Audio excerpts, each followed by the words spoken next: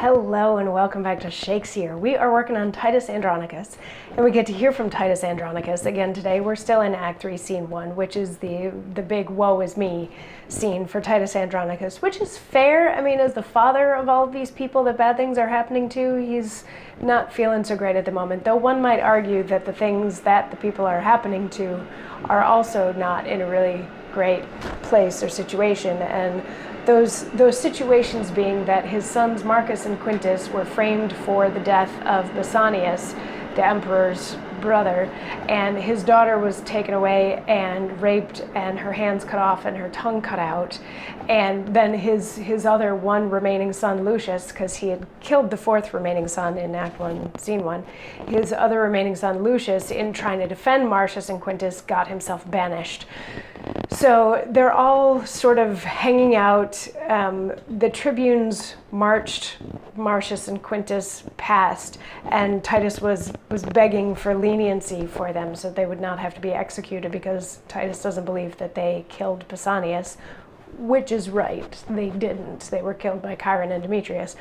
But that procession kept going, and Titus has been mourning sort of along the road. He's been grieving and mourning and trying to bargain for his kids' lives, but nobody's really listening to him.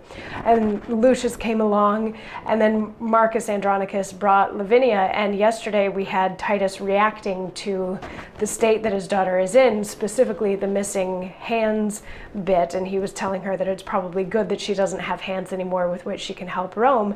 And when he finishes his speech, Lucius is like, but tell us who did this to you. And Marcus is like, she can't really, she doesn't have a tongue anymore. And Lucius is, well, who do you think did it? You're gonna have to speak for her. And Marcus says, I just found her, as if, and she was cowering and afraid like a deer that had been hurt too many times. And Titus says, it was my deer, and he that wounded her hath hurt me more than had he killed me dead. For now I stand as one upon a rock, environed with a wilderness of sea, who marks the waxing tide grow wave by wave, expecting ever when some envious surge will in his brinish bowels swallow him. This way to death my wretched sons are gone. Here stands my other son, a banished man, and here my brother weeping at my woes.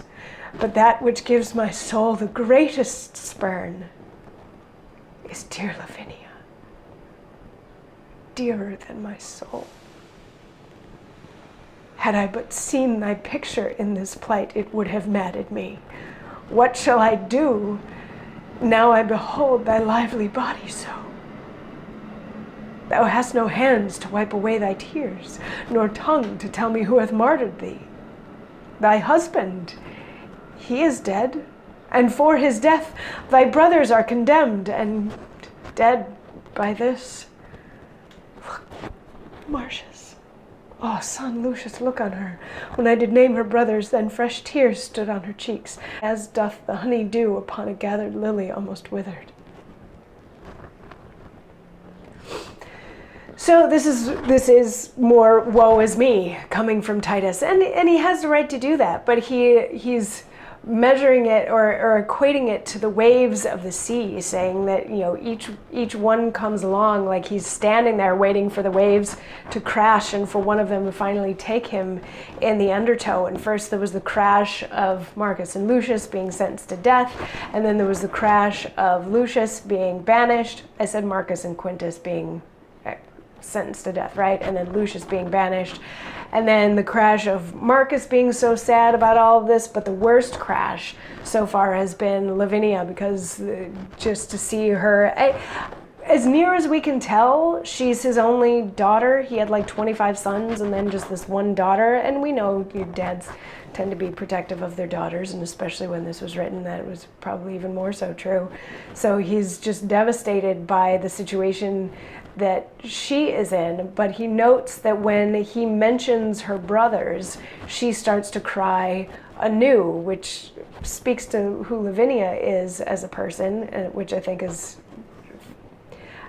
I think it's kind of lovely that she still gets to be a person and have actual reactions to things at this point. I mean, yes, she's probably in shock, but she's still interacting with the people around her, which I think is an interesting choice for her. But anyway, she starts to cry anew, and Marcus is like, well, maybe she's crying for her brothers because they're being executed, and she didn't, for the murder of her husband, you know, instead of being sad about her husband or whatever. And Titus is going to have some more theories on that. He gets a couple more monologues before we're done with this scene. So just hang in there. We're going to get through some of this gross stuff, and we're going to get past the mourning into the stage of action, but we're not quite there yet. We've got a little mourning left to go, and I'll see you tomorrow for some more of that. Mwah.